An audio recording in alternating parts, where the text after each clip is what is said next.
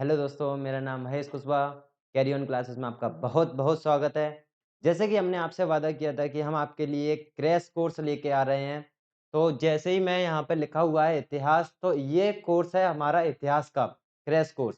ऐसे ही इससे रिलेटेड जो क्रैश कोर्स होंगे, वो भी अगले जैसे कि एमपीपीएससी प्री के जितने भी कोर्स होंगे, जितने भी सब्जेक्ट से रिलेटेड, तो वो सारे कोर्स हम जल्दी आपके पास लेके आएँगे।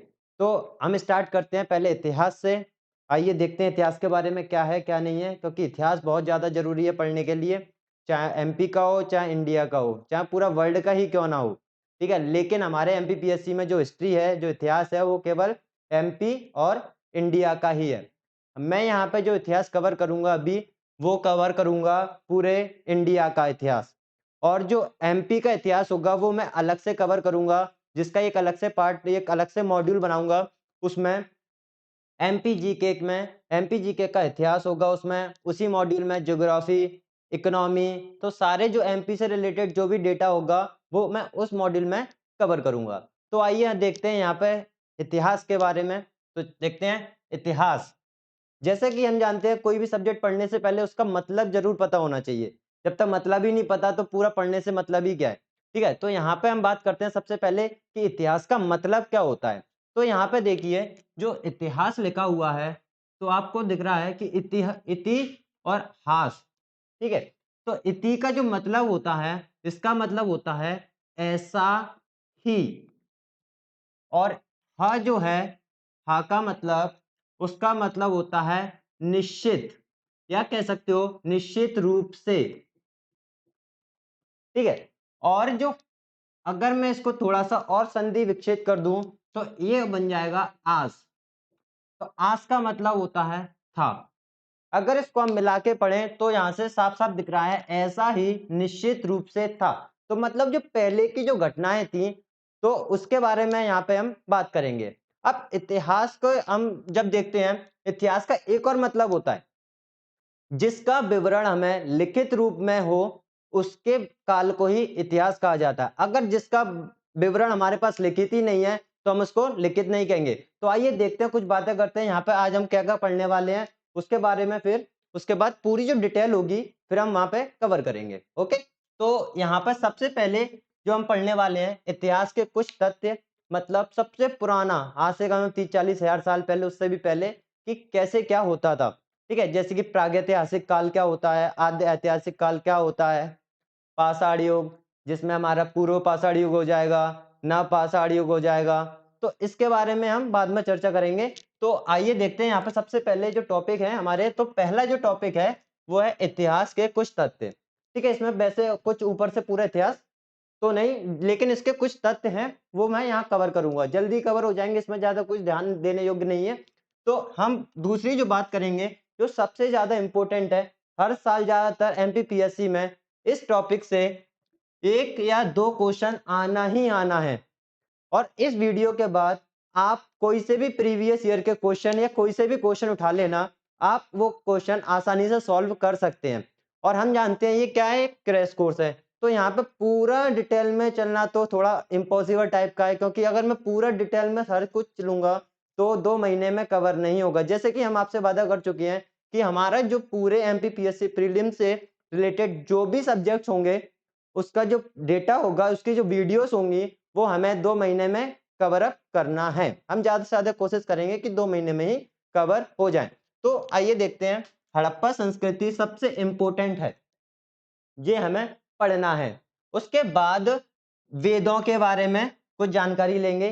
जैसा कि हम जानते हैं, हमारे 4 वेद होते हैं, 4 वेद कौन-कौन से होते हैं, इसके अंदर क्या बातें बोली गई हैं, तो उसके बारे में हम थोड़े चर्चा करेंगे। तो आइए देखते हैं सबसे पहले इतिहास के कुछ तथ्य, वो क्या हैं? चलो स्टार्ट करते हैं हम। अब सबसे पहले पहला टॉपिक जो इतिहास के कुछ तथ्य हैं।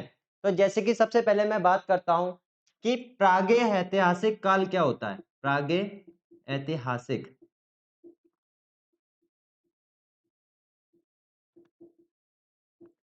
ऐतिहासिक काल मतलब इस समय इसका कोई लिखित विवरण नहीं है। इसका लिखित विवरण नहीं है।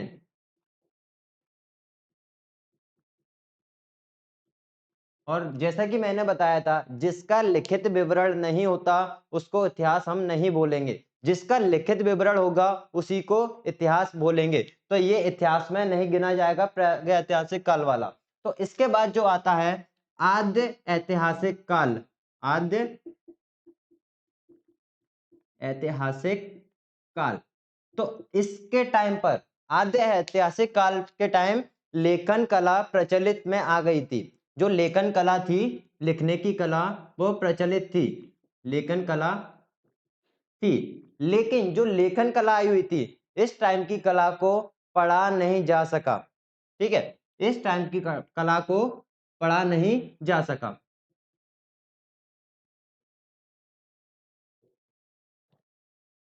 अब बात करते हैं मनुष्य की। जैसे कि हम जानते हैं, जो ज्ञानी मनुष्य होता है, ज्ञानी मनुष्य का मतलब हुआ हमारे जैसा मनुष्य, ठीक है, जिसको हम होमो सेपियंस भी कहते हैं, होमो सेपियंस। जो धरती पर पाया गया, बोल सकते हो, जो आज से 30 से 1000 से, इसका डेटा कोई फैक्ट नहीं है, ये तकरीबन कार्बन डेटिंग से जो भी पता किया होगा, एक टेक्नोलॉजी होती है कार्बन डेटिंग, उसी से जो पुराने तथ्य होते हैं हमारे, उसी से पता करते हैं कि जो चीज है वो कितनी पुरानी है। जैसे कि हम हड़प्पा की भी बात करेंगे, तो हड़प्पा में जो बताया गया कि 2400 साल पुरानी चीज है, तो पता कैसे लगी? एक टेक्नोलॉजी है हमारे पास कार्बन 14, कार्बन 14 से ही पता करते हैं कि पहले की चीजें क्या थी, कितने साल पुरानी थी, एक अंदाजा लगाया जा सकता है। ठीक है, तो 30,000 से लेकर 40,000 साल पुराना है। मतलब जो ज्ञानी मनुष्य आया वो 30,000 साल से लेके 40,000 साल पहले का बताया जाता है। ठीक है, उसके बाद हम बात करेंगे पाषाण युग की। ये छोटा छोटा सा डेटा है, इसके बारे में केवल थोड़ा थोड़ा पता होना चाहिए। ठीक है, इसके बाद, क्योंकि ये हिस्ट्री का एक बेसिक मान सकते हो, बेसिक जब तक यही नहीं पता होगा तो आगे का पढ़ने से कोई मतलब नहीं है। ठीक है, तो जैसे कि हम बात करते हैं, अगर पाषाण युग की, ये तो सिंपल सा छोटा छोटा डेटा था, अगर पाषाण युग की हम बात करें, जो पाषाण युग, हम जानते हैं पाषाण युग, पाषाण युग के अलग अलग टाइप्स होते हैं। जैसे कि मैं बात करूं पूर्व पाषाण युग, पूर्व पाषाण युग पहला, सबसे पहले का। उसके बाद आया हमारा मध्य पाषाण। अब इनमें होता क्या है वो अभी डिस्कस कर लेंगे, पहले लिख देता हूं मध्य पाषाण युग। ठीक है, उसके बाद हमारा आया नव पाषाण युग। ठीक है, एक और आप पढ़ोगे ताम्र पाषाण युग, नाम से भी हमें ये पता लग रहा है, ताम्र पाषाण युग। ठीक है, तो पूर्व पाषाण युग की जब बात करते हैं, तो पूर्व पाषाण युग में क्या होता था? आदि मानव अपना खाना कैसे खाते थे? शिकार करके, कोई खेती वेती कुछ करना नहीं जानता था। तो इस टाइम पे जो लोग थे वो अपना भरण पोषण जो करते थे वो शिकार के जरिए करते थे। ठीक है, और आग का जो प्रचलन आया, आग की जो खोज हुई, वो इसी काल में हुई थी। ठीक है, और क्या हुआ था? आग का प्रचलन हो गया, आग जब आई थी वो इसी टाइम पे आई थी। ठीक है, और पूर्व पाषाण युग, तो हम देखते हैं जो भीमबेटका की गुफाओं में इनका,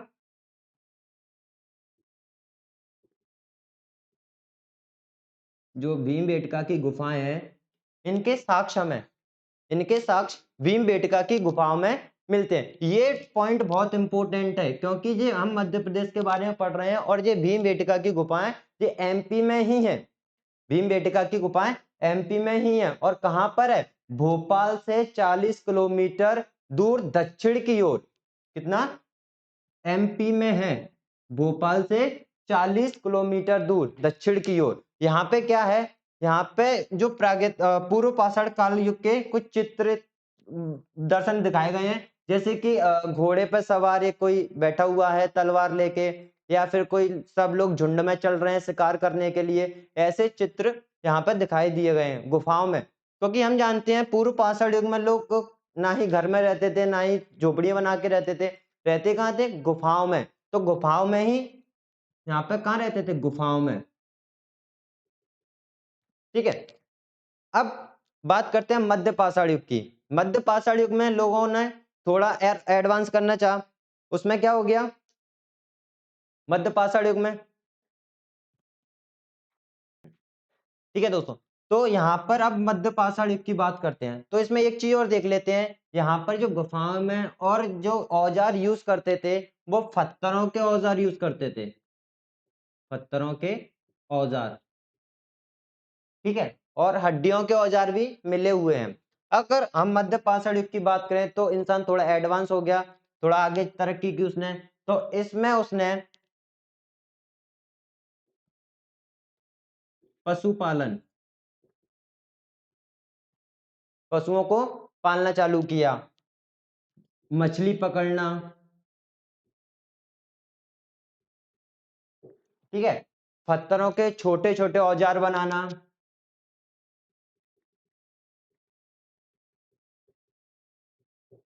तो ये सब किसमें चलता था, मध्य पाषाण युग में। ठीक है, अब बात करते हैं नव पाषाण युग की। तो नव पाषाण युग मतलब और ज्यादा तरक्की हुई, इंसानों ने फिर क्या कर दिया, खेती भी करना चालू कर दिया। तो खेती का जो प्रचलन आया वो आया नव पाषाण युग में, खेती। ठीक है, खेती करना नव पाषाण युग में। और इसमें औजार भी थे, औजार कैसे थे, ऐसे ही थे, पत्थरों की, और उन्होंने बनाए अच्छे से। अब बात करते हैं ताम्र पाषाण युग की। ताम्र पाषाण, देखो नाम से भी हमें पता लग रहा है कि ताम्र का मतलब होता है तांबा।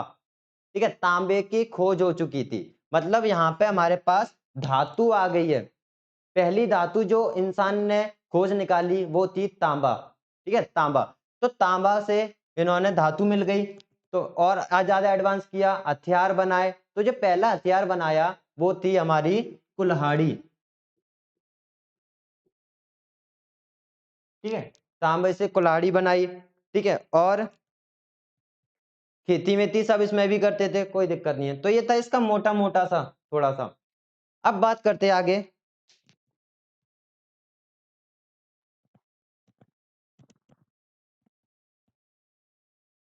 और मैं एक बात और बता दूं, जब नव पाषाण युग की बात करेंगे तो यहाँ के जो साक्ष्य मिले हैं, एक इंपॉर्टेंट बात है, आदमगढ़ में। कहां पर, आदमगढ़ में। आदमगढ़ कहाँ पे है, ये भी बहुत इंपॉर्टेंट है, क्योंकि ये भी हमारा मध्य प्रदेश में है। एमपी जीके में पूछा जा सकता है, आदमगढ़ कहाँ पर है, मध्य प्रदेश में। मध्य प्रदेश में कौन से जिले में, होशंगाबाद जिले में। ठीक है, मध्य प्रदेश के होशंगाबाद, एमपी। ठीक है, अगर इसकी सॉरी, ये है मध्य पाषाण युग का। अगर हम नव पाषाण युग की बात करें तो नव पाषाण युग में जिसके जो साक्ष्य मिले हैं वो मिले हैं पाकिस्तान, बलूचिस्तान में। ठीक है, तो ये तो केवल मोटा मोटा था, इसमें कुछ नहीं है, केवल जो इंपॉर्टेंट तथ्य हमारे याद रखना, एक तो भीमबेटका की गुफा है और एक है आदमगढ़। आदमगढ़ कहाँ पे, होशंगाबाद में, एमपी में। ठीक है, अगर अब आगे बात करते हैं,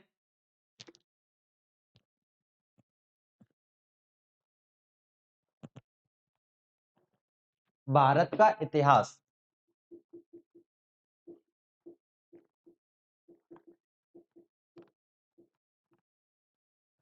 भारत का इतिहास, सबसे पहले देखो, हम जो भारत बोलते हैं वो क्यों बोलते हैं, इसका कुछ ना कुछ तो रीजन होगा, किसी वजह से इसका नाम पड़ा होगा।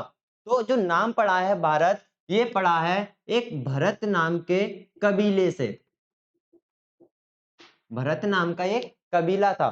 ठीक है, कबीले मतलब जो आर्य टाइम के बाद के जो कबीलों के सरदार वगैरह होते थे, उस टाइम कबीले ही होते थे।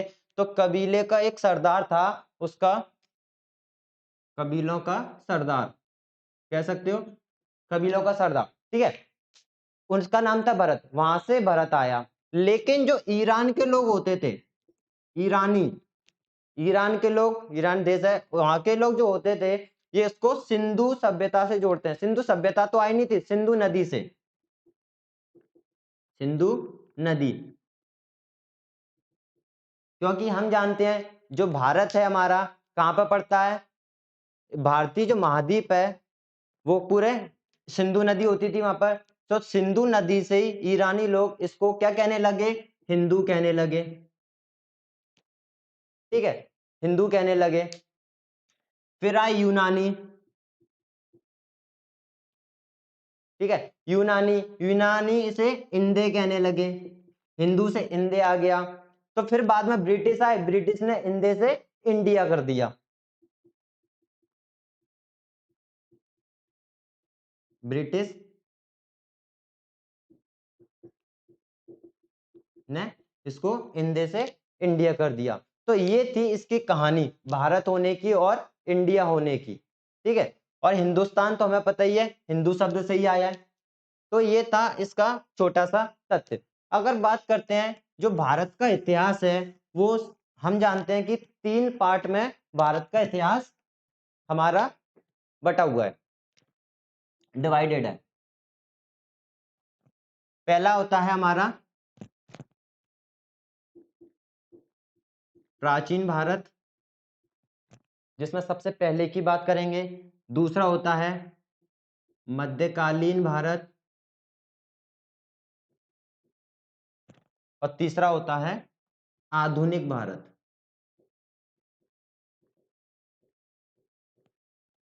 ठीक है, तो ये तीनों नाम जो दिए हैं वो किसने दिए? किसी ने किसी इतिहासकार ने दिए होंगे कि इंडिया की जो हिस्ट्री है, जो इतिहास है, इसको जो नाम बांटे हैं वो किसी इतिहासकार ने दिए होंगे। तो इसको जो दिए थे वो दिए थे क्रिस्टोफ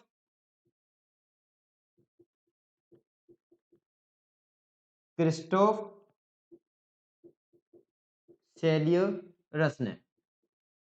क्रिस्टोफ सेल्यूरस ने, ये जर्मनी का था, ये जर्मनी का इतिहासकार था क्रिस्टोफ सेल्यूरस। इसने इस भारत का जो इतिहास है उसको 3 भागों में बांट दिया, प्राचीन भारत, मध्यकालीन भारत और आधुनिक भारत। अब मैं बता देता हूं, प्राचीन भारत में हम पढ़ेंगे हड़प्पा से लेकर, ठीक है, हड़प्पा से आप कह सकते हो कि दूसरी या तीसरी शताब्दी तक ऐसे, ठीक है। मध्यकालीन भारत, ठीक है, उसके बाद आ जाता हमारा आधुनिक भारत, जिसमें हम ब्रिटिश वगैरह आ जाते हैं, जो 19 और 20 सेंचुरी का, ये पूरा आधुनिक भारत। तो एक एक करके सब कवर करते हैं हम, और हम ज्यादा से ज्यादा कोशिश करेंगे इस क्रैश कोर्स को, इस पूरे इतिहास के क्रैश कोर्स को 14 से 15 दिन में हम पूरा कवर अप कर दें, जिससे आपका एक एक वीडियो क्लियर हो जाएगा। ठीक है दोस्तों, तो हम स्टार्ट करते हैं हड़प्पा संस्कृति या सिंधु सभ्यता। ठीक है, हड़प्पा संस्कृति या सिंधु सभ्यता। तो इसका नाम एक तो हड़प्पा क्यों पड़ा, सिंधु सभ्यता क्यों पड़ा, सबसे पहले ये पता होना चाहिए। तो जैसा कि हम जानते हैं, भारतीय उपमहाद्वीप के पश्चिम में क्या है? पाकिस्तान। पाकिस्तान में एक नदी है सिंधु, ठीक है, पाकिस्तान में नदी है सिंधु। तो वहां पर इस संस्कृति के कुछ साक्ष्य मिले हैं, या फिर हम ऐसे भी बोल सकते हैं कि पाकिस्तान में एक हड़प्पा नाम की एक जगह है, तो वहां पर इस संस्कृति के साक्ष्य मिले हैं। तो ये बना हुआ है हड़प्पा संस्कृति या फिर सिंधु सभ्यता, ये वहीं से निकल के आया है। और इसकी जो खोज की थी वो की थी, खोजकर्ता हैं इसके राय बहादुर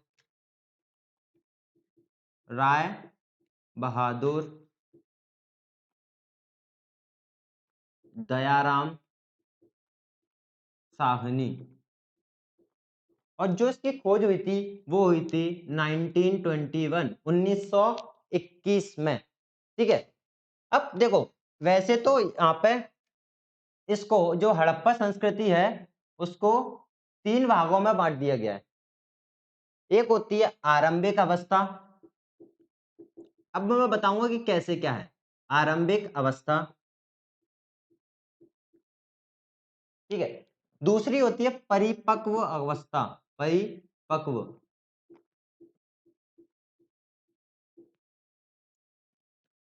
ठीक है। और तीसरी होती है उत्तर अवस्था। उत्तर अवस्था मतलब सबसे बाद की अवस्था, ठीक है। पहले एक काम करते हैं, इसकी बात कर लेते हैं कि ये कब इसके साक्ष्य मिले थे, कब के मानी जाती है।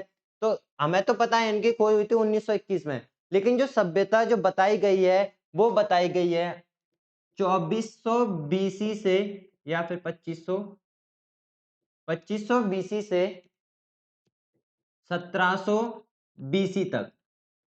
ये डेटा अलग अलग बुक में अलग अलग मिल जाएगा। एनसीईआरटी में पढ़ोगे तो 2550 से लेके कुछ 1900 दिए, कुछ 1200 भी बता रहे हैं, ठीक है, तो एक बार इसको देख लेना। वैसे यही है, अलग अलग बुक के हिसाब से अलग अलग ही दिया हुआ है। इसका एक तो ठीक से पता नहीं लग पाया क्या है, क्योंकि इसका कुछ लिखित में था, लिखित में तो था लेकिन पढ़ा नहीं जा सका कि इसकी संस्कृति कैसी थी, कब इस अवस्था में आई, कब नहीं आई। तो इसके वजह से ये थोड़ा ऊपर नीचे है, तो आप देख लेना। वैसे ये एग्जाम में फैक्ट इसका नहीं आएगा, क्योंकि इसका थोड़ा फ्लक्चुएशन है, एम्बिग्यूटी है इसके डेटा में। तो हम बात करते हैं सबसे पहले आरंभिक अवस्था। वैसे तो जो हड़प्पा संस्कृति है हमारी, हड़प्पा संस्कृति है, जो इसके स्थान मिले हैं टोटल अलग अलग जगह मिले हैं। हड़प्पा संस्कृति में होता क्या है इसकी बाद में चर्चा करेंगे पूरा एक एक करके। तो पहले बात करते हैं कि मिले कहां पर है। तो ऐसे तो बहुत जगह मिले हैं, 1500 से ज्यादा, 1500 से ज्यादा स्थान है इसके। लेकिन जो सबसे इंपॉर्टेंट है, जो सबसे ज्यादा नगरों की जिनको संज्ञा मिली है, वो केवल 7 हैं, जो परिपक्व अवस्था वाले हैं। 7 को नगरों की संज्ञा मिली है, मतलब जिनको नगर बोला गया है। अब वो 7 कौन कौन से हैं, वैसे और भी हैं जो थोड़े इंपॉर्टेंट है, मैं इसमें ही आपको कवर करके बता दूंगा। तो आइए चलते हैं।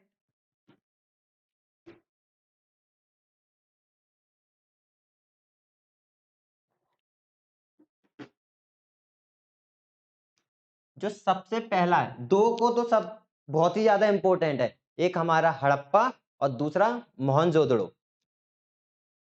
पहला तो है हड़प्पा, दूसरा है मोहनजोदड़ो। ठीक है, तो जो हड़प्पा है, तो पहले इसके बारे में पढ़ते हैं। ठीक है, ये कब मिली, तो इसका तो मैंने बता दिया था। इसके साथ सबसे पहले कहां पे मिले थे, हड़प्पा ही में मिले थे। कब, 1921 में राय बहादुर दयाराम साहनी ने इसकी खोज की थी। जो हड़प्पा है ये कहां पड़ता है, अभी बताया था, पाकिस्तान में। ठीक है, कहां पे, पाकिस्तान में। और ये भी कहां है, ये भी पाकिस्तान में है, पंजाब में। लेकिन पंजाब कौन सा पंजाब, पाकिस्तान वाला पंजाब, क्योंकि हम जानते हैं पंजाब हमारा 2 हिस्सों में बट चुका है। कुछ हिस्सा इंडिया में आ गया, कुछ हिस्सा पाकिस्तान में आ गया, तो पंजाब में है।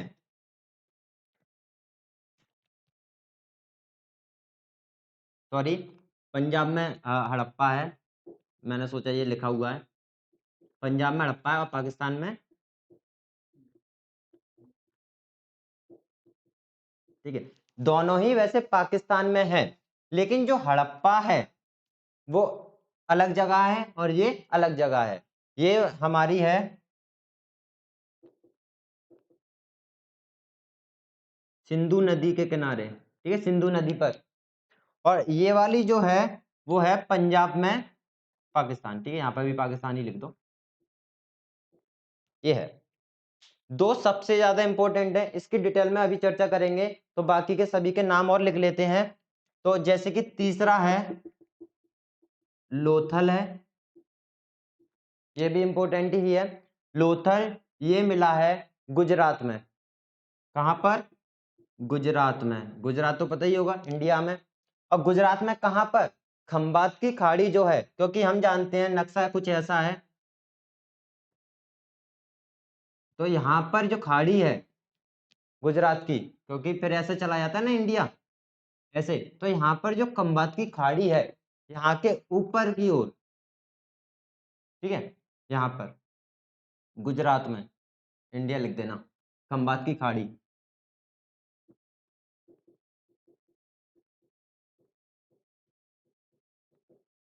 खंबात की खाड़ी के ऊपर, ठीक है। जो चौथा है वो है कालीबंगा। कालीबंगा, कालीबंगा का जो मतलब होता है वो होता है काली रंग की चूड़ियां।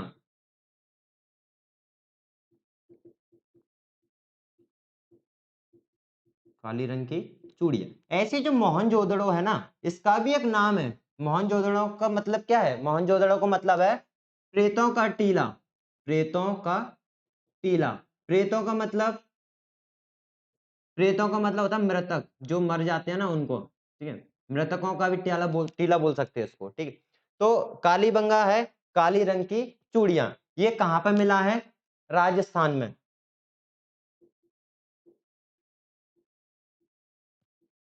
ये कहाँ मिला है? राजस्थान में। पांचवा है बनावली। बनावली ये कहां पर है? ये है हमारा हरियाणा में।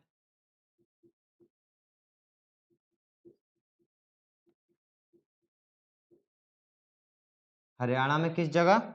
हिसार में। ठीक है, हरियाणा में कहा? हिसार में। और एक और रह गया इसमें, जो छठवा है वो है चन्हूदड़ो। चन्हूदड़ो ये कहां पर है? ये भी वहां पर ही है जहां पर मोहनजोदाड़ो है, बस उससे कितनी दूर? 130 किलोमीटर। वैसे तो बहुत होता है, तो कितनी दूर है मोहनजोदड़ो से? 130 किलोमीटर दूर। ठीक है, तो ये है हमारे कौन सी अवस्था के हैं सारे? जैसे कि मैंने आपको बताया था, तीनों जो थे हमारे, एक थी सबसे आधुनिक अवस्था, सबसे पहली वाली, सॉरी, सबसे पहली वाली अवस्था, फिर दूसरी परिपक्व और तीसरी उत्तर अवस्था। तो ये वाली जो 6 की 6 जो है, ये कहाँ के हैं? ये परिपक्व अवस्था के हैं। कहाँ के? परिपक्व अवस्था के। यहां लिख देता हूं, परिपक्व अवस्था।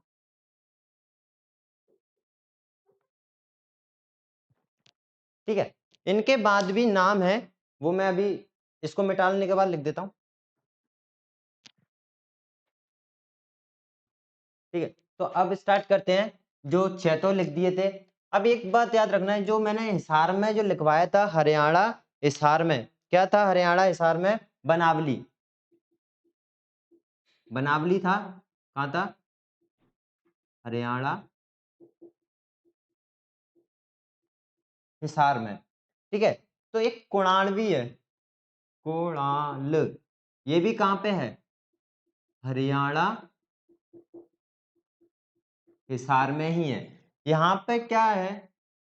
चांदी के मुकुट मिले थे। चांदी के मुकुट, चांदी के मुकुट यहाँ पे मिले थे। तो इसका मतलब यह है कि जो हड़प्पा सभ्यता थी वहां पर चांदी का थोड़ा प्रचलन आ गया था। ठीक है, चांदी का प्रचलन था, तो वो चांदी के जो मुकुट थे वो कहाँ मिले थे? कुणाल में। ठीक है, अब जो आता है, एक है हमारा धौलावीरा। धौलावीरा, ठीक है, धौलावीरा एक जगह है, ये है गुजरात में। यहाँ पर एक किला है धौलावीरा में, एक किला है। यहाँ पे भी कुछ साक्ष्य मिले हैं इसी संस्कृति के। ये कहाँ पर है? ये गुजरात के कच्छ में। गुजरात के कच्छ में है। ठीक है, धौलावीरा में किला है, इसका कहाँ पे है? गुजरात के कच्छ में है।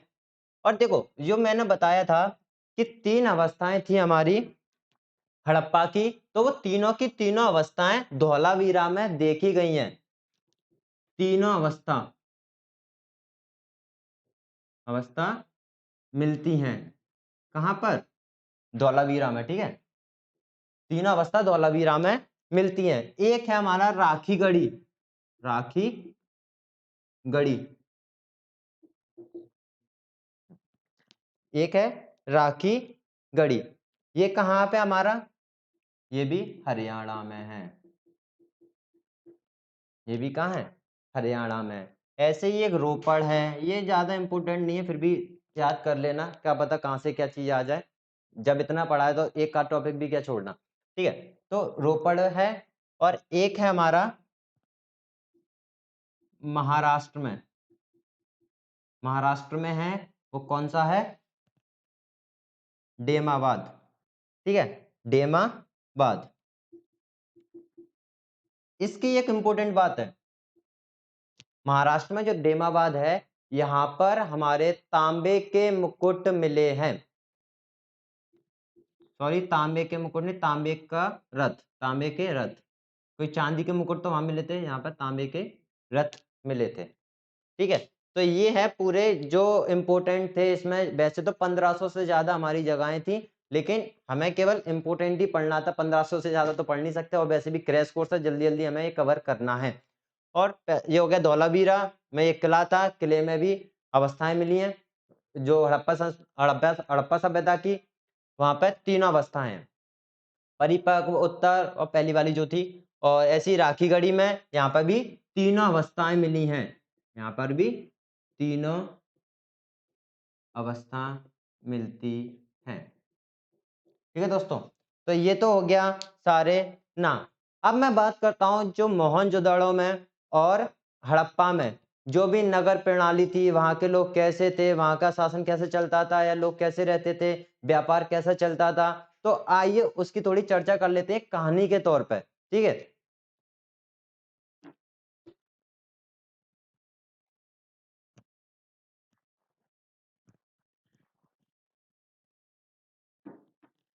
और जो मैं बता रहा हूँ आपको, जो पढ़ाने वाला ज्यादातर एमपीपीएससी प्री में वहां से क्वेश्चन फंस जाता है एक। ठीक है, तो जैसे कि मैं बात करूं नगर योजना की, नगर योजना कहाँ की, दोनों की बात कर लूंगा, हड़प्पा की, मोहनजोदड़ो में, और जहां से जो इंपॉर्टेंट होगा वो मैं थोड़ा थोड़ा उसमें बता चुका हूँ। तो हम यहाँ पे बात करते हैं हड़प्पा और मोहनजोदड़ो में। तो हम जानते हैं हड़प्पा और मोहनजोदड़ो में नगर भी थे, पक्की ईंटों की इमारतें भी बनी हुई थी। तो यहाँ पर जो मिलते हैं हड़प्पा और मोहनजोदड़ो में, दोनों के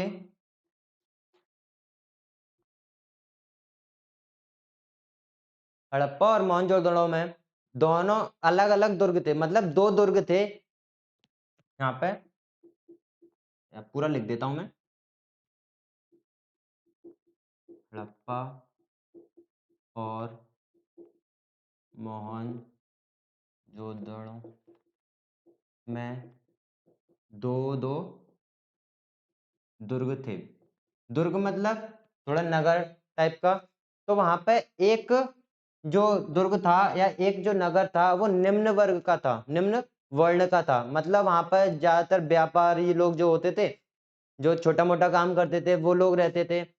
और एक था यहाँ पर जो बड़े लोग रहते थे, बड़े लोग होते थे, वो रहते थे ऊपरी। तो मोहनजोदड़ो का जो था ये चलता था। अब यहाँ की जो नगर प्रणाली है, सबसे ज्यादा हम जानते हैं मोहनजोदड़ो में और हड़प्पा में। तो मोहनजोदड़ो में जो है, मोहनजोदड़ो में जो सबसे ज्यादा जो महत्वपूर्ण चीज है वो हमें क्या मिली है, वो है बड़ा स्नानागार। मतलब जो स्विमिंग पूल होता है ना, बहुत बड़ा। ये यहाँ की सबसे खास बात है मोहनजोदड़ो की, सबसे ज्यादा हमें ये वहां से मिला है। ठीक है, अब बात करते हैं, अब यहाँ की जैसे नगर प्रणाली की और बात करें, तो यहाँ की जैसे कि जो घर बने होते थे, तो वहां पे जो चैम्बर लाइन या सीवर लाइन जो बोल सकते हो, जैसे कि कब नालियों से जो पानी निकलता था, तो नालियां भी बनी थी और जालियां भी वहां पर थी, और जो जालियां थी वो ढकी होती थी। ठीक है, तो इससे पता लगता है कि वहां पर जो अपना प्लम्बिंग का सिस्टम भी था। और यहाँ पर जो स्नानागार मिले हैं, स्नानागार के पास में ये कुआं भी मिला है। इसका मतलब थोड़ा अंदाजा लगाया गया था कि कुएं से पानी निकालकर स्नानागार में डालते हैं। अब जो स्नानागार था उसमें दोनों तरफ सीढ़ियां भी मिली थी, जैसे स्विमिंग पूल में होती हैं। और पास में एक कमरा भी मिला है, कमरे में जैसे कपड़े चेंज करने के लिए होते थे। तो ये सब मिले थे। ठीक है, ये हमें मिले थे। अगर हम आगे चले, यहाँ पर एक बड़ी चीज और है, यहाँ पर एक बड़ी चीज और है। देखो मोहनजोदड़ो में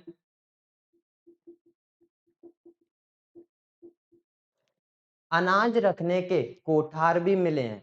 सबसे एक बड़ा कोठार सा मिला है जिसमें अनाज रखा जाता है, बड़ा कोठार। ठीक है, बड़ा कोठार भी मिला है। ऐसे कोठार हमें हड़प्पा में भी दिखाई दिए, 6 कोठार, जो 6 कोठार हड़प्पा में मिले हैं। और ऐसे ही कोठार हमें कालीबंगा में भी मिले हैं।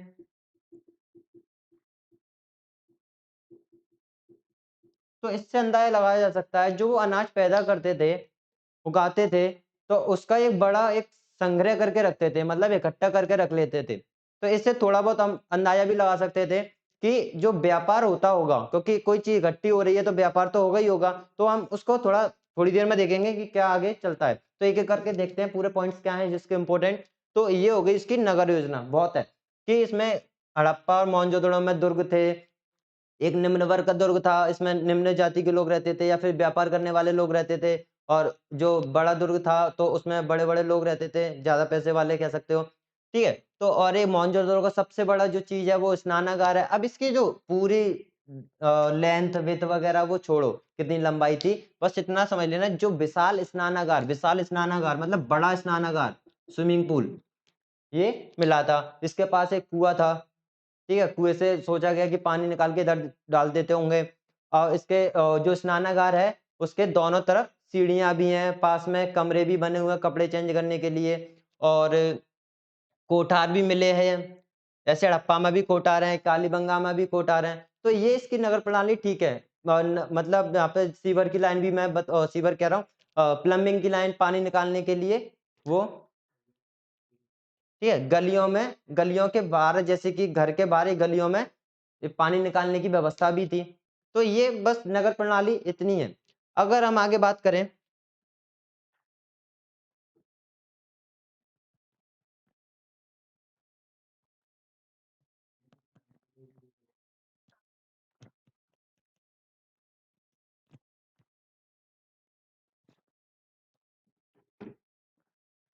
अब बात करते हैं कृषि की।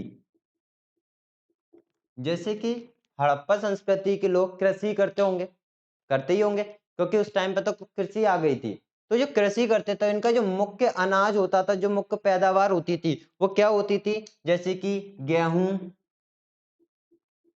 जौ, राई, मटर, ठीक है, आदि ये चीजें होती थी, ठीक है। और जो फसल को काटने के लिए वो ज्यादातर हमें जो मिले हैं पत्थर के हंसिया भी यूज करते थे। वैसे उस टाइम पर ये देखो, जो हड़प्पा सभ्यता है ना, ये कांस्य युग की सभ्यता है, कांस्य युग। कांस्य युग मतलब कांसा, और कांसा क्या होता है, एक अलॉय, जिसको हिंदी में मिश्र धातु कहते हैं। ये किस चीजों से मिलकर बनती थी मैं बता ही देता हूं यहाँ पर, अगर साइंस एंड टेक में आ गया तो। जो कांसा होता है वो बनता है हमारा तांबा और टिन मिला के। ये दोनों धातुएं होती हैं, तांबा और टिन, दोनों को मिला के कांसा बनता है। अब देखो, जो तांबा होता है वो होता था, तो जो तांबा राजस्थान की खानों से, राजस्थान में खैत्री, खैत्री खान जिसको ताम्र खान कहते हैं, खैत्री ताम्र खानों से मिलता था। और टिन कहाँ से मिलता था, टिन हमारे इंडिया में नहीं था, टिन आता था अफगानिस्तान से, अफगानिस्तान से, ठीक है, अफगानिस्तान से टिन भी आता था। और सोना चांदी जो भी व्यापार होता था वो अफगानिस्तान से होता था, ठीक है। तो ये तो हो गया केवल थोड़ा साइंस एंड टेक की बात। वैसे यहाँ पर वो भी बात हो गई है अपनी हिस्ट्री से रिलेटेड, क्योंकि राजस्थान से जो तांबा कहाँ से मिलता था, राजस्थान में एक खैत्री खान है, वहां से तांबे की वहां से मिलता था, और अफगानिस्तान से टिन। और जो हथियार मिले हैं तो उनमें जो टिन की जो मात्रा है ना वो कम मिली है, तांबा ज्यादा मिला है, टिन बहुत कम मिला है, ठीक है। तो उसी का यूज करते थे पूरी खेती में। तो जो मुख्य फसलें थी वो गेहूं, जौ, राई, मटर आदि ऐसी हुआ करती थी, ठीक है। और जैसे कि हमें हड़प्पा सभ्यता में कपास भी, जो व्यापार में बताऊंगा आगे जाके, उसको जब व्यापार होता था तो कपास का भी व्यापार होता है, ठीक है। तो वो भी, कपास का भी यहाँ पे लिख सकते हो, ठीक है, कपास भी पैदावार में होती थी, और ये इसका भी व्यापार होता था। वो व्यापार के पोर्शन में आपको क्लियर करवा दूंगा उसका, तो एक कपास याद रखना।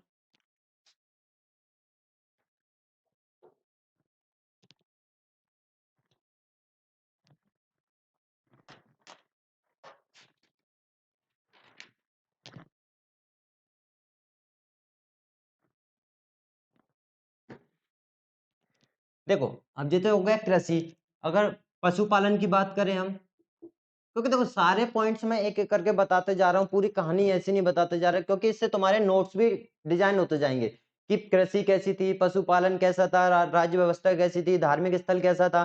तो एक एक करके मैं आपको पूरा बता दूंगा, बस आप नोट्स क्रिएट करते जाइए और एक एक पॉइंट देखते जाइए और सुनते जाइए। बस आप पशुपालन की बात करें, देखो जैसा कि हम जानते हैं, जो हड़प्पा संस्कृति के लोग थे वो खेती तो करते ही थे, खेती तो करते ही थे, लेकिन साथ साथ में पशु भी पालते थे, पशु भी पालते थे। तो जो मुख्य पशु उस टाइम पर हुआ करते थे वो थे हमारे, जैसे कि बैल गाय,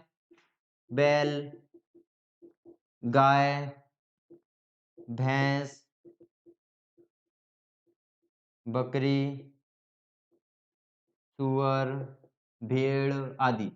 मतलब ऐसे पालतू जानवर जो इससे उनको फायदा हो पाए, ठीक है, आदि। कुत्ते और बिल्ली भी पाले जाते थे।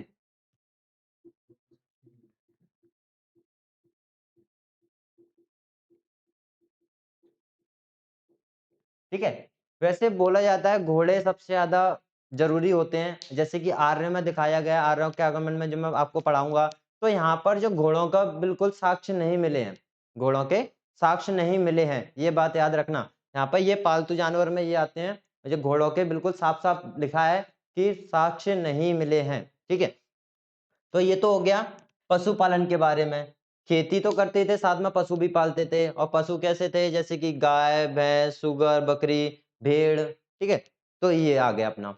तो और कुत्ते बिल्ली भी पाले जाते थे, जैसे कि आप जानते हैं कुत्ते आप भी ऐसी हैं, मतलब पहले से ही पालतू जानवर में कुत्ता रहा है।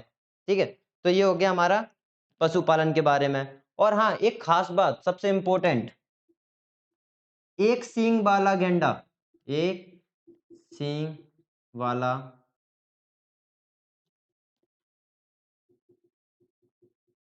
गेंडा उनका बहुत प्रिय था, बहुत प्रिय था। याद रखना, ये इंपॉर्टेंट बात है, एक सींग वाला गेंडा सबसे ज्यादा हड़प्पा सभ्यता में माना गया है। ठीक है, तो ये हो गए उनके पशुपालन के बारे में बात।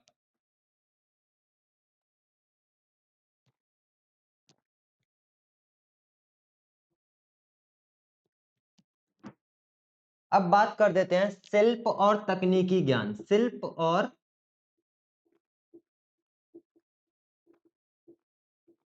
तकनीकी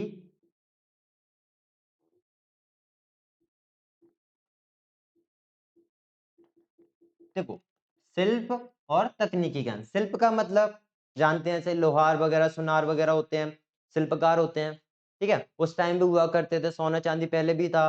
जैसे कि तांबे से मैंने बताया था कि ये कांसा बनाते थे, कांसा बना के फिर ये हथियार बनाते थे, कुल्हाड़ी वगैरह, तो सब शिल्पकार के काम होते थे। और तकनीकी ज्ञान जैसे कि कुछ टेक्नोलॉजी लगाना उसमें कि कैसे क्या बनेगा, तो उसके बारे में देख लेते हैं थोड़ा सा।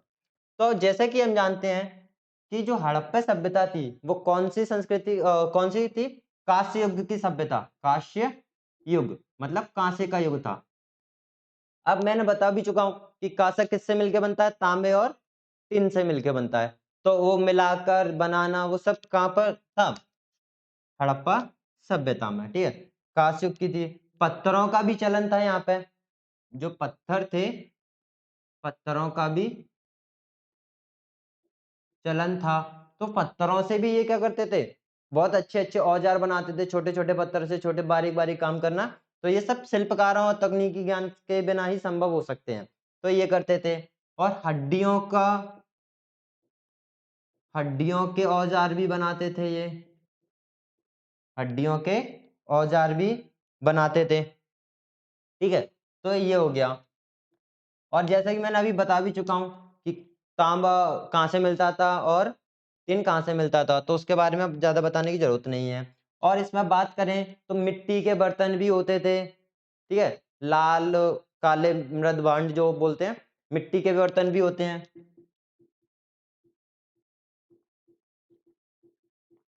लाल काले, ब्रैकेट में लिख देता हूँ, मृद भांड। ठीक है, और मिट्टी की मूर्तियां,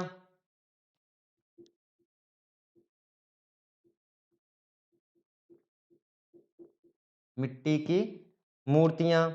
ठीक है। और हाँ, मिट्टी के मोहरे वगैरह बनाना, सब ये मोहरें, ये बहुत इंपॉर्टेंट है। अभी मैं व्यापार आएगा तो उसमें बात करूंगा, तो वैसे बता देता हूँ। मिट्टी की मोहरें, जो मोहर होती है, जैसे आजकल सिक्का चलता है कॉइन, तो वैसे पहले मोहरें चलती थी। लेकिन खास बात याद रखना कि जो मोहरें होती थी वो किसी धातु की नहीं बनाई जाती थी, पहले मिट्टी की ही बनाई जाती थी।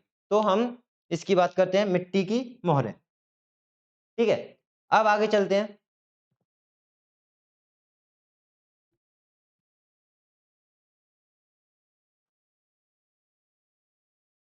और हाँ, ठीक है दोस्तों, अब बात करते हैं व्यापार, यहाँ का व्यापार कैसा था।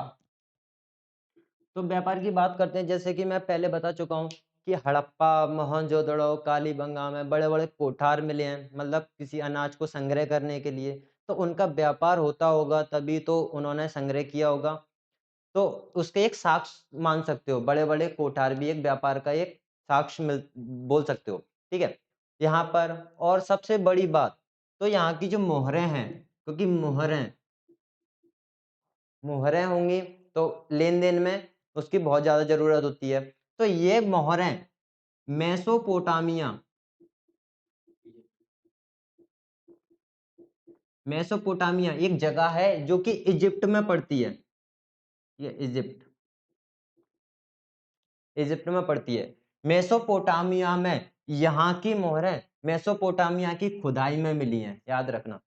मेसोपोटामिया की जब खुदाई हुई थी तो वहां पर हड़प्पा की संस्कृति की मोहरें मिली थी। तो इससे अंदाजा लगाया जा सकता है कि यहाँ से जो माल बनकर व्यापार होता था, कदर मेसोपोटामिया। तो ऐसे ही और कहीं भी होता होगा, इधर से उधर, जैसे कि बाकी की मैंने संस्कृतियां बताई हैं कि जैसे कि हड़प्पा से होता हुआ मोहनजोदड़ो चला गया, मोहनजोदड़ो से कालीबंगा चला गया। तो ऐसा व्यापार हो सकता है। और क्योंकि मोहरें जब हमें मिली हैं तो हो गई, तो ये तो हो गई हमारे व्यापार की बात। अगर बात करते हैं आगे, धार्मिक प्रथाएं। धार्मिक प्रथाएं कैसी थी?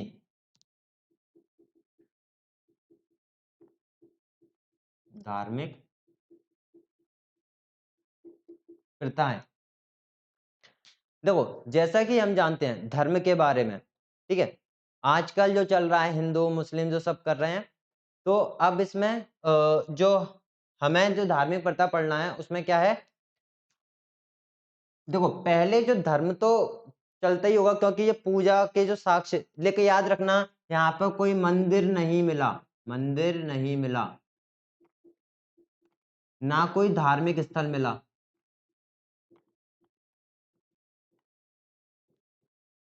ठीक है, लेकिन ये पूजा करते थे। अब वो कैसे मैं अभी बताऊंगा। तो यहाँ पे क्या, जो धर्म का चलन तो था, लेकिन क्या था, वर्चस्व में नहीं था। याद, बस ये पॉइंट लाइन याद रख लेना, धर्म था लेकिन, ये बहुत इंपॉर्टेंट लाइन है, याद रखना, लेकिन वर्चस्व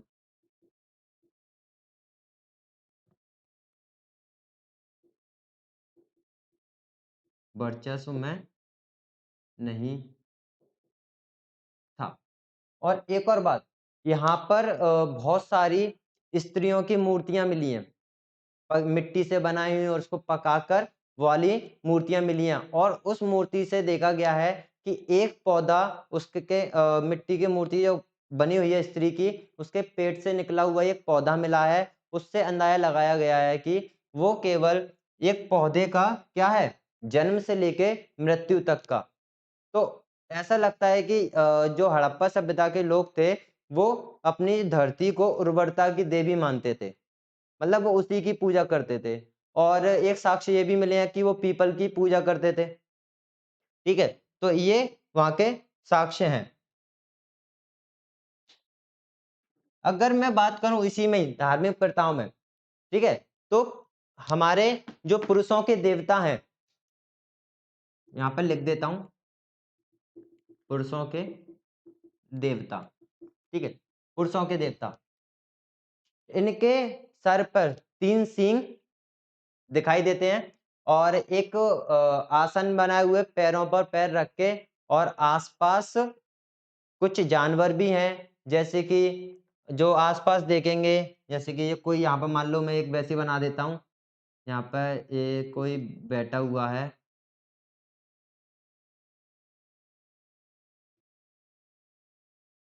ठीक है। ये मान लो ये कोई बैठा हुआ है, ठीक है। ये और यहाँ पर क्या है, 1 2 3 3 सींग है। ये पैर पर पैर डाले बैठे हुए हैं। तो इनके आसपास यहाँ पर जो आसपास है वो क्या है, एक हाथी है, ठीक है, एक बाघ और एक गैंडा है, ठीक है। और जो पैरों के आसपास बैठे हैं, पैरों के साइड, तो वो हिरण है। कौन है, हिरण। और जो नीचे की साइड है, जो नीचे की जो साइड है, हिरण, गैंडा, हाथी, बाघ, भैंसा, ठीक है। तो ये एक मिली हुई है, तब तो पता नहीं था, लेकिन हम उसे सोचते हैं कि शायद वो पशुपतिनाथ की मूर्ति है।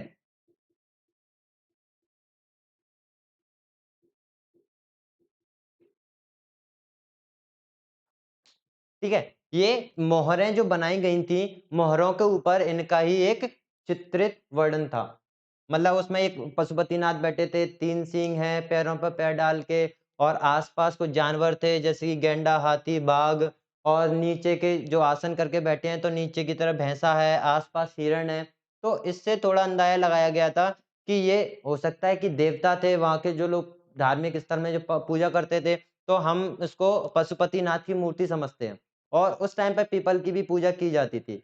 और याद रखना, यहाँ पे कोई मंदिर नहीं मिला, ना ही कोई धार्मिक स्थल है। और एक और बात, तो जैसे कि मैंने पहले बताया था कि जो स्नानागार था मोहनजोदड़ो का, तो उसको जैसे कि हमारे यहाँ पे मेले लगते हैं, नहाने जाते हैं, कुंभ के मेले टाइप के, तो वहाँ पे बहुत बड़ा स्नानागार है, तो लोग सोचते थे धार्मिक मामले में इसका यूज करते होंगे, ठीक है। नहाने जैसे हम जाते हैं तो उसकी तरह उसको मान सकते हैं, ऐसा बताया गया है।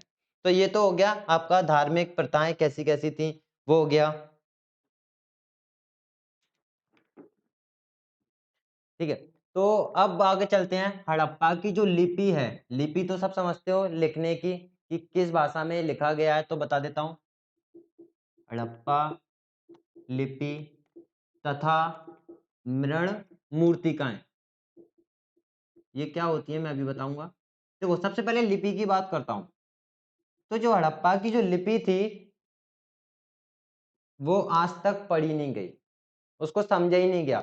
तो कुछ लोग उसको द्रविड़ से जोड़ने की कोशिश करते हैं, कुछ आद्य द्रविड़ से जोड़ने की कोशिश करते हैं, ठीक है।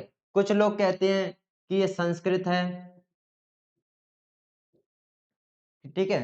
कुछ लोग कहते हैं संस्कृत है। तो आज तक इसकी लिपि के बारे में पता ही नहीं चला है। अगर हम मृण मूर्तिकाएं की बात करें, मृण मूर्तिकाएं, देखो मृण दो चीजों से मिलकर बना है, मृण और मूर्तिकाएं। मूर्ति किसकी, मिट्टी की, ठीक है। तो मृण मूर्तिका का मतलब क्या है, जिसको हम क्या कहते हैं, मैं लिख देता हूं यहाँ पे, मृण मूर्तिकाएं, जिसको हम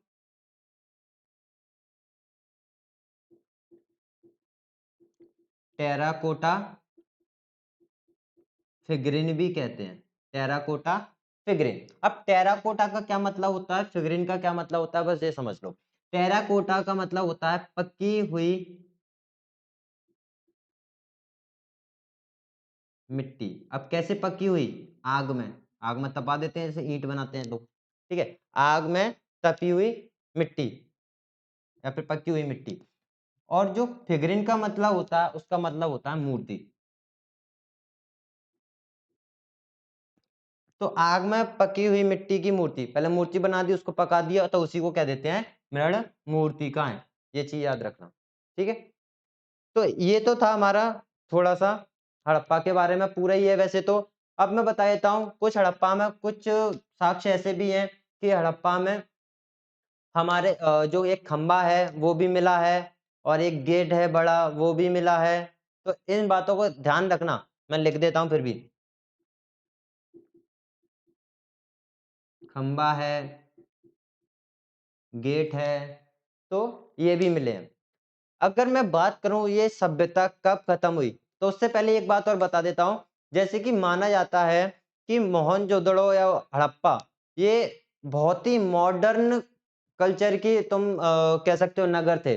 जैसे कि अभी भी शायद नहीं हो ऐसे, क्योंकि हमने बताया भी था कि कितनी सारी सीवेज सिस्टम थी उसमें, कि नालियों से पानी निकल के इतने अच्छे-अच्छे चीज़ें बताई गई हैं, स्नानागार। तो हो सकता है, क्योंकि अभी तो हमें ठीक से पता भी नहीं लगा है, क्योंकि वहाँ की लिपि ऐसी है जो अभी तक पढ़ी नहीं जा सकी। तो उसके बारे में हमें ठीक से पता नहीं है। हो सकता है कि बहुत ही ज़्यादा अच्छी हो जो अभी तक नहीं है। तो इसका एक साक्ष्य है ये। तो ये याद रखना, वहाँ पे एक खंबा भी मिला है, हड़प्पा संस्कृति में गेट भी है। अगर हम बात करें इसकी ये संस्कृति कब खत्म हुई, इसके क्या कारण थे ये खत्म हो गई, तो इसका अभी तक कोई बिल्कुल पक्का साक्ष्य नहीं मिला है कि ये खत्म क्यों हुई। कोई लोग इसको जोड़ते हैं कि सिंधु नदी में बाढ़ आने के कारण ये संस्कृति समाप्त हो गई, हड़प्पा या मोहनजोदड़ो। और कोई कहता है कि क्योंकि उस टाइम भी क्या हुआ, जो आर्य लोग थे वो भी इंडिया में एंटर हो रहे थे। तो कोई कहता है कि आर्यों से युद्ध करते टाइम ये चल बसे, ठीक है। और कोई लोग जोड़ता है कि सूखा पड़ने के कारण, क्योंकि मैं एक बात और बता दूं, क्योंकि यहाँ पर सिंध की बात करें तो यहाँ पर बारिश बहुत कम होती थी, और कोई कहता है बहुत ज्यादा होती थी। वो तो साक्ष्य हैं, अभी इसके बारे में कुछ पता नहीं लगा। कोई कहता है कि वहां पर सूखा पड़ने के कारण वहां के लोग सब शिफ्ट होते गए। तो इसके दो तीन कारण हैं, लेकिन वैसे कुछ पक्का साक्ष्य नहीं मिला है कि ये कब खत्म हुई। लेकिन वैसे बताया जाता है 1700 बीसी, कोई कहता है 1200 बीसी में, ठीक है। और ये तो सब था, मतलब जो हमारा ऋग्वेद काल था, वैदिक काल, उससे पहले पहले ये खत्म हो गया। जैसे कि हमें पता है ऋग्वेद 1500 बीसी में चालू हुआ था, मतलब उसके मिल थे, तो उसके पहले तक ये था, ठीक है। अब मैं स्टार्ट करता हूं वेद,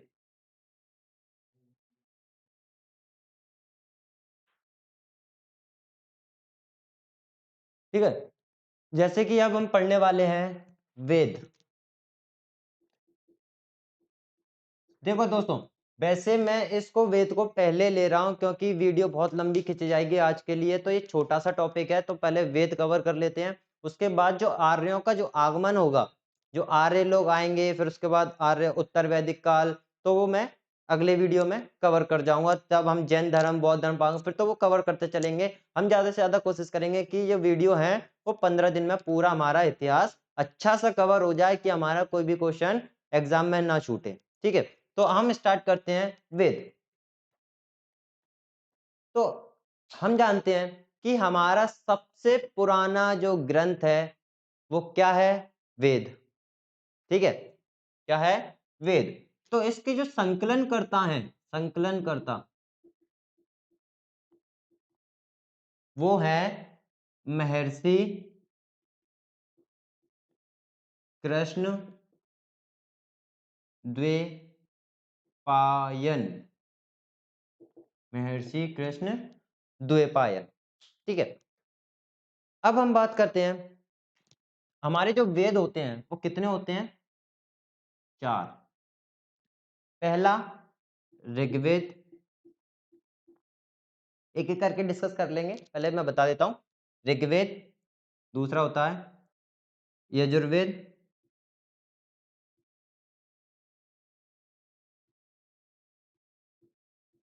तीसरा होता है सामवेद, चौथा होता है हमारा अथर्ववेद,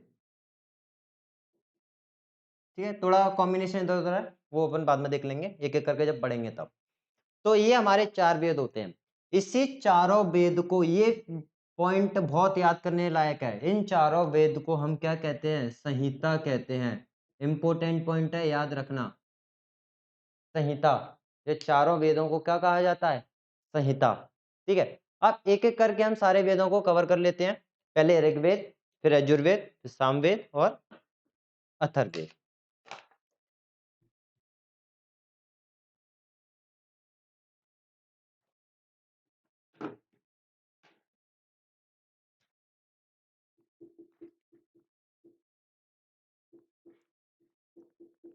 देखो दोस्तों, जो पहला है हमारा ऋग्वेद, ठीक है।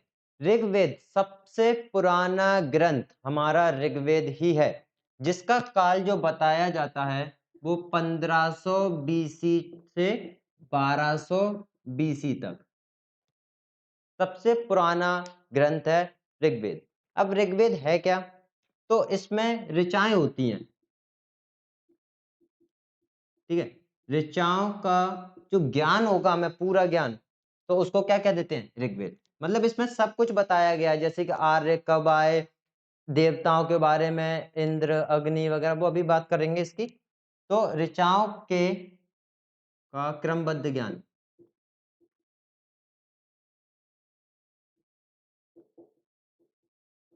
ऋचाओं का क्रमबद्ध ज्ञान, जिसको क्या कह देते हैं हम? ऋग्वेद कह देते हैं। अब इसमें कितने मंडल हैं? तो इसमें 10 मंडल हैं। एक का यार 8 सूक्त हैं, ठीक है। 1028, सॉरी, और 10,462 ऋचाएं हैं।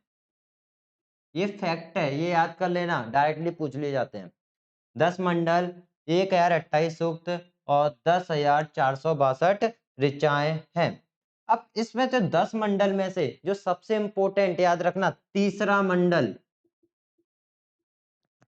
ठीक है, तीसरा मंडल, इसी मंडल में गायत्री मंत्र की, इसी मंडल में गायत्री मंत्र है। इस किसने दिया? विश्वामित्र, ठीक है। ये बहुत इंपॉर्टेंट है, बस तीसरा मंडल याद रखना। और इसी में ही इसी मंडल में इसी ऋग्वेद में ही दिखाया गया है कि आर्यों का आगमन, लिख देता हूं, आर्यों का आगमन। और कुछ जो इतिहास है हमारा, जो इतिहास के जो साक्ष्य हैं कि कैसे पता लगा इसके बारे में, तो वो ऋग्वेद से ही कुछ इतिहास के बारे में भी हमें पता लगा, ठीक है। जब आर्य हमारे आ चुके थे, आर्यों का काल है ये, ठीक है। तो आर्यों का काल मैं अगली वीडियो में कवर कर दूंगा। तो पहले ऋग्वेद के बारे में जो फैक्ट है, केवल जो, क्योंकि क्रैश कोर्स में केवल यही है जो फैक्ट हमें याद करना है। उसके बाद तो कहानी, जो आर्य का जो आगमन होगा, वैदिक काल, उत्तर वैदिक काल जो भी है, तो उसमें आपको क्लियर कर दूंगा। तो आर्यों का आगमन, इतिहास और ईश्वर की महिमा, ठीक है, ईश्वर की महिमा। अब ईश्वर जैसे कि मैं बात करता हूं, अग्नि, अग्नि भगवान, ठीक है। इंद्र सबसे ज्यादा इंपॉर्टेंट, इंद्र को सबसे ज्यादा इंपॉर्टेंस देते थे। इन्हीं को ही पुरंदर कहते हैं, ठीक है। इनको क्या कहते हैं? इंद्र को। यहां लिख देता हूं, पुरंदर, पुरंदर, ठीक है। नहीं दिख रहा होगा, ऊपर लिख देता हूं, इंद्र को ही क्या कह देते हैं? पुरंदर। इंद्र, इसको क्या कह देते हैं? पुरंदर।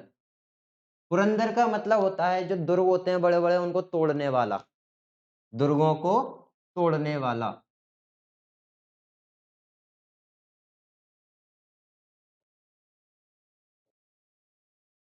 ठीक है। और भी देवता हैं, जैसे कि वरुण है, मित्र है, ठीक है। आदि देवताओं के बारे में कहाँ से पता लगता है? ऋग्वेद से ही हमें पता लगता है।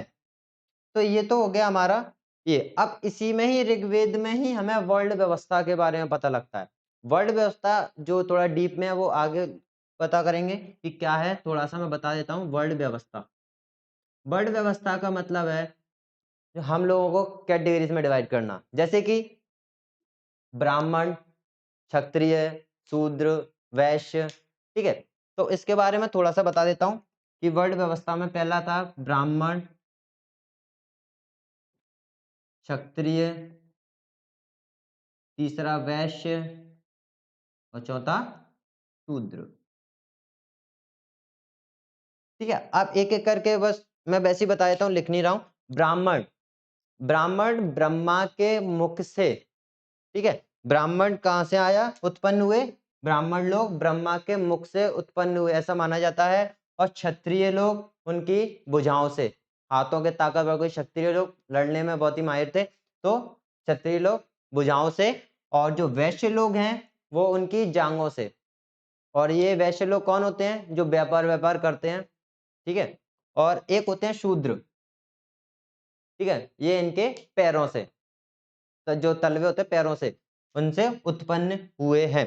तो ये तो हो गया ऋग्वेद काल में। और एक और चीज बता देता हूँ, इंपॉर्टेंट फैक्ट है, यहाँ पे गाय के बारे में ज्यादा उच्चारण किया गया है। गाय, गाय को यहाँ अधन्य बोला गया है। क्या? अधन्य। गाय को क्या बोला गया है?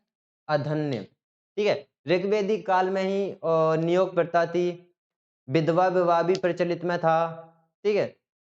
तो यहाँ पर और बाल विवाह के बारे में कोई साक्ष्य नहीं मिलता है, बाल विवाह नहीं होती थी। तो यहाँ पे नियोग प्रथा, विधवा विवाह ये चलते थे। गाय को क्या बोलते हैं, बस ये इंपॉर्टेंट फैक्ट याद रख लेना, गाय को ही अधन्य बोला जाता है। ऐसी ऐसी छोटी छोटी चीजें डायरेक्टली पूछ ली जाती हैं एग्जाम में, ठीक है, तो ये चीजें याद रखना।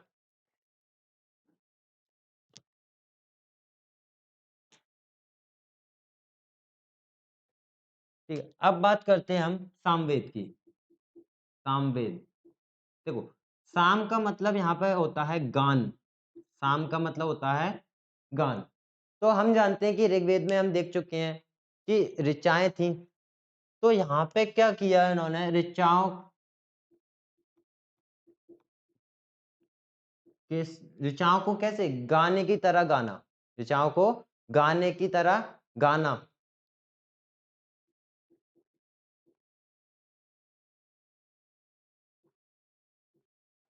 ठीक है, ऋचाओं को गाने, जो इस ऋचाओं को गाने की तरह गाता है उसको कहते हैं उद्रात।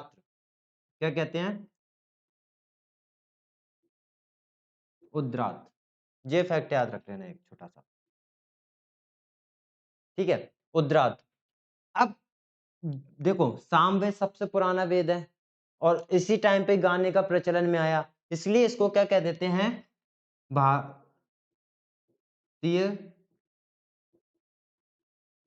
संगीत का जनक। भारतीय संगीत का जनक हो गया, क्योंकि सबसे पहले सामवेद में ही तो गाना स्टार्ट हुआ था, तो इसी ने तो पूरे गाने की लय बनाई, तो भारतीय संगीत का इसको जनक कहा जाने लगा, ठीक है। तो ये हो गया हमारे सामवेद के बारे में। एक चीज है, बस ये चीज याद रखना है, इसके पाठकर्ता, पाठकर्ता जो इसको पढ़ते हैं उसको कहते हैं उद्दात, ठीक है। अब बात करते हैं यजुर्वेद की।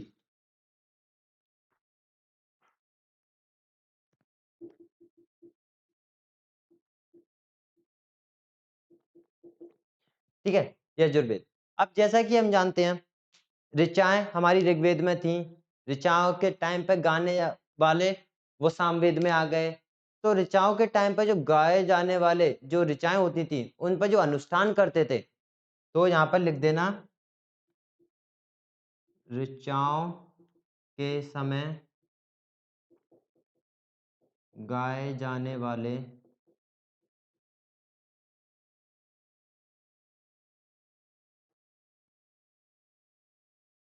ऋचाओं के समय गाए जाने वाले गीत, जो भी कह सकते हो, जैसे अपन करते थे अभी, जैसे सामवेद में बताया था, जो ऋचाओं को गाकर उनको क्या करना, बस गा देते थे। लेकिन यहाँ पे क्या हो रहा है कि उनका अनुष्ठान करना, जैसे कि अपन कोई मंदिर में करते हैं, पूजा करवाते हैं, कथा पंडित बोलता है, अपन सब अपन करते हैं, कुछ जल चढ़ाना होता है, कलावा भी बांधते हैं, तब भी वो कुछ पढ़ते हैं। तो ऐसे अनुष्ठान, ठीक है, गाते समय किए जाने वाले अनुष्ठान, यहाँ पे लिख दो, गाते समय, पूरा ही लिख देता हूँ, गाते समय किए जाने वाले अनुष्ठान, ठीक है, किए जाने वाले अनुष्ठान, वो किस में आया? यजुर्वेद में।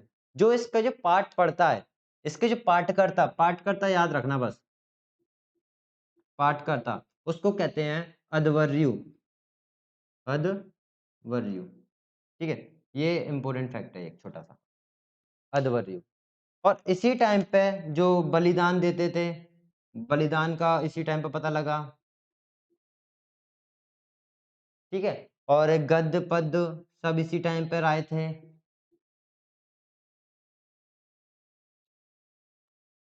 ठीक है, तो ये सब आ गए, पूजा का नियम वगैरह विधि विधान सब इसमें थे यजुर्वेद में। अब इसके बाद जो हम लेंगे वो है लास्ट अथर्ववेद, उसके बाद हम विदा लेते हैं, उसके बाद अगले वीडियो में मिलेंगे। अथर्ववेद, देखो जो इम्पोर्टेंट है, क्योंकि क्रैश कोर्स में हमें मोस्टली इम्पोर्टेंट ही कवर करना है। वैसे अगर मैं पढ़ाऊँ तो ऋग्वेद भी बहुत बड़ा हो जाएगा, तो ऐसे आधे घंटे का पूरा ऋग्वेद ही पढ़ा दो तो क्या मतलब का क्रैश कोर्स, ठीक है, वैसे तो फिर हो ही नहीं पाएगा। अथर्ववेद, अथर्ववेद के बारे में बात करें तो एक ऋषि थे अथर्व ऋषि। कौन? अथर्व ऋषि।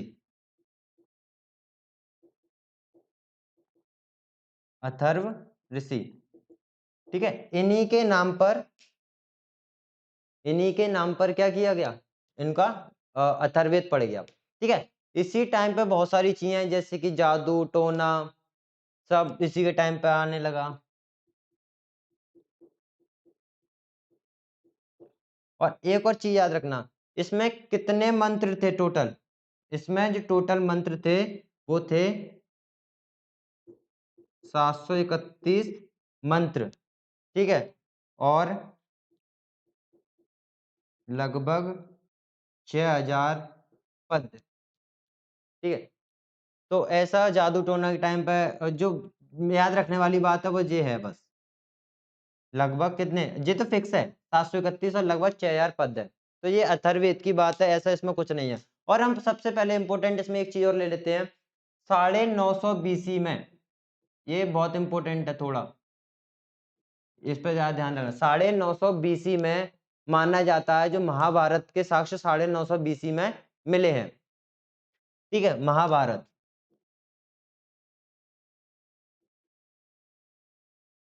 और इस समय ही जो 16 संस्कार, कितने, 16 संस्कार, ये 16 संस्कार किसने दिए थे, वेद व्यास ने, ये चीज याद रखना, वेद व्यास ने ही महाभारत दी थी। 16 संस्कार वेद व्यास के, जैसे सबसे लास्ट वाला तो सबको याद ही होगा, चलो वो छोड़ो, बस इतना ही याद रखो, 16 संस्कार कहाँ से, वेद व्यास ने, ठीक है। तो ये अथर्ववेद के बारे में पूरा खत्म हो गया। चारों वेद हमारे हो गए, महाभारत भी 950 बीसी के लगभग ही हुई थी, ठीक है, ठीक है। अगर इसमें थोड़ा सा बात करें वेदों की और ब्राह्मण ग्रंथों की, तो ब्राह्मण ग्रंथ और ले लेते हैं।